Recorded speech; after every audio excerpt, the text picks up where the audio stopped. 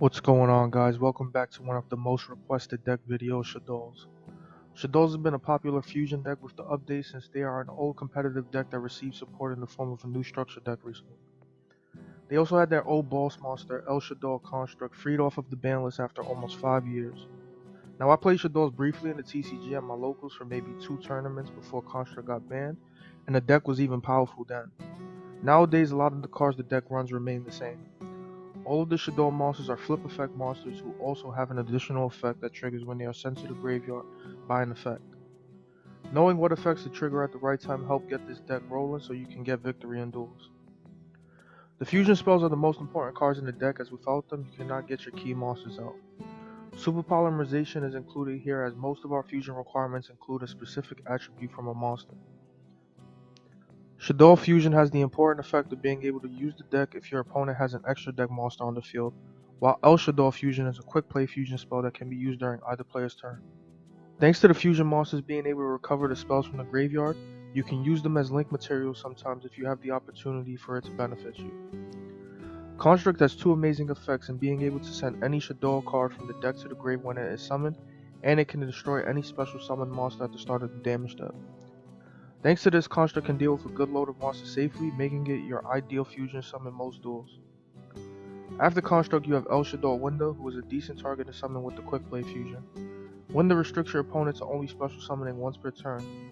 To make things even better, it cannot be destroyed by card effects, so your opponent usually has to rely on cards like Infinite Impermanence, or somehow going into a stronger monster with only one special summon. The other lesser used Shaddolls involve the other less common attributes, but they are still important to have thanks to us utilizing Super Polymerization and Shaddol Core. Brista and Shekanaga can negate special summons and the effects of special summon monsters respectively by discarding Shaddol monsters from the hand. You can also use Ash Blossom or Mathematician in our deck to go into these monsters. El Shaddol Apkalone is one of the new cards the deck received in the structure deck and requires 2 Shaddol monsters with different attributes. When it is summoned, it can negate the effects of any face-up card on the field permanently, and it also cannot be destroyed by battle. The last Shaddol extra deck monster is the Link monster Shaddol Construct, not to be confused with the Fusion monster. It's rare to go into this now, but it can fusion summon with its own effect and provide some Link markers to go into bigger monsters.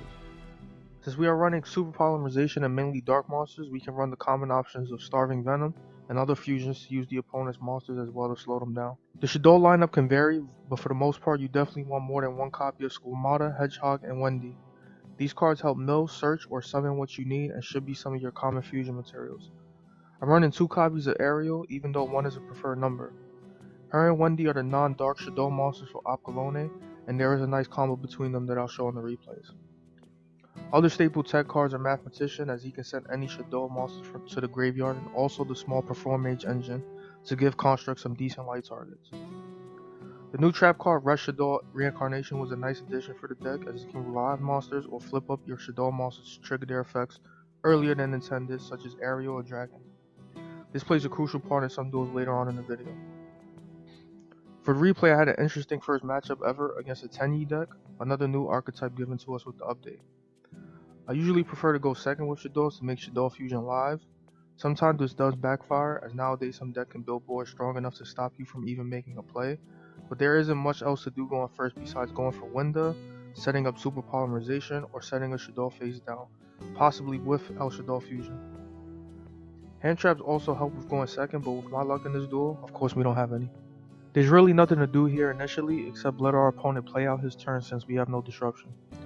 The only knowledge I have on Tenyi is that they focus on summoning Link monsters and have effects that trigger when they do not have effect monsters on the field sometimes, so I don't know what to expect really.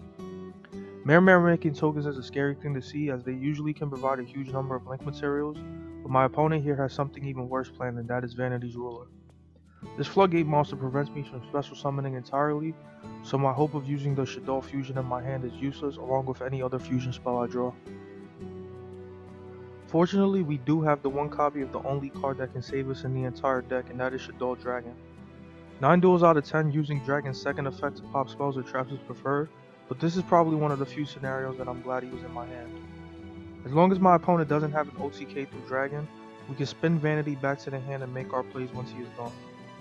As such, this does happen thankfully, and we can now get our offensive going on our opponent since he has nothing else to do this turn.